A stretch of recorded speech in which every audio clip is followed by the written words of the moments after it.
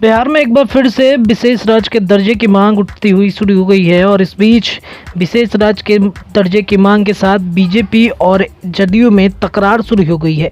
बिहार के विशेष राज्य के दर्जे पर सदन से लेकर बाहर तक एनडीए की दोनों प्रमुख पार्टी जदयू और बीजेपी आमने सामने हो गई है। राष्ट्रपति के अभिभाषण पर चर्चा के दौरान लोकसभा में जदयू के राष्ट्रीय अध्यक्ष ललन सिंह ने एक बार फिर बिहार के लिए विशेष राज्य का दर्जा मांग लिया। इस पर पहले तो सदन में ही सारण के सांसद राजीव प्रताप रूडी ने रोक टोक किया, फिर अब बाहर बीजेपी के प्रदेश अध्यक्ष संजय जायसवाल आंकड़ों के साथ विरोध में उतर गए। उन्होंने ललन सिंह के एक एक सवाल का जवाब आंकड़ों के साथ देना शुरू कर दिया। जायसवाल ने बिहार सरकार को आईना दिखाते हुए बताया कि सरकार अपनी नाकामियों की वजह से बिहार का विकास नहीं कर पा रही है, जबकि केंद्र सरकार हर पल उनका सहयोग कर रही है।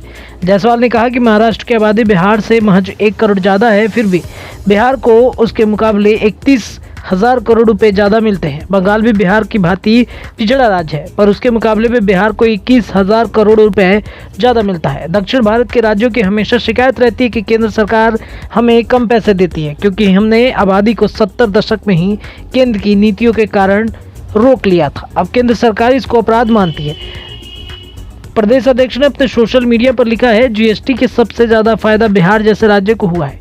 पहले जिस राज्य में उद्योग स्थापित होते थे उनकी अलग से कमाई होती थी, अब इस कमाई का बड़ा हिस्सा उपभोक्ता राज्य में बांटता है। बिहार को 20,000 करोड़ रुपए का आंतरिक फायदा हुआ है। यहाँ तक कि संजय जायसवाल ने बिहार के आगे बढ़ने के 5 उपाय भी बता दिए, जिसमें पहला, बिहार सरकार को हर हाल में उद्योग को बढ़ावा देना होगा।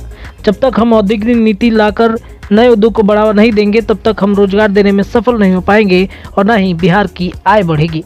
शहनाज हुसैन अच्छा प्रयास कर रहे हैं, पर पूरे मंत्रिमंडल का सहयोग आवश्यक है। दूसरा, जहां भी संभव हो वहां प्राइवेट पब्लिक पार्टनरशिप होनी चाहिए। उद्योग लगाने वालों को विलेन समझने की मानसिकता बिहार को कहीं का नहीं छोड़ेगी। बड़ौदा बस स्टैंड विश्व स्तर का है, पर ऊपर की मंजिल में 2 दुकानें खोलकर सारी राशि की भरपाई कर ली गई और गुजरात सरकार का एक भी पैसा नहीं लगा। तीसरा, हम 6 वर्षों में प्रधानमंत्री के दिए हुए पैकेज का पूरा इस्तेमाल नहीं कर पाए।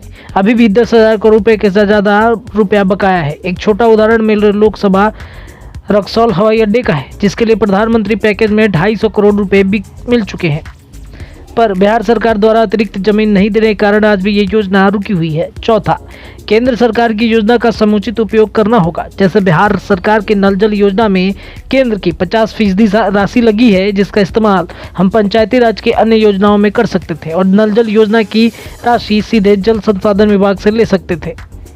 पांचवा, जनसंख्या नियंत्रण के लिए हमें स्वयं का काम करना होगा। केवल यह सोच कि समाज स्वयं शिक्षा के साथ जनसंख्या को नियंत्रित कर लेगा के चक्कर में बहुत देरी हो जाएगी। आज भी हम जनसंख्या स्थिरीकरण के लिए कोई अभियान नहीं चला रहे, जबकि इसमें भी बिहार पूरे देश में सबसे ज़्यादा फिसड्डी है।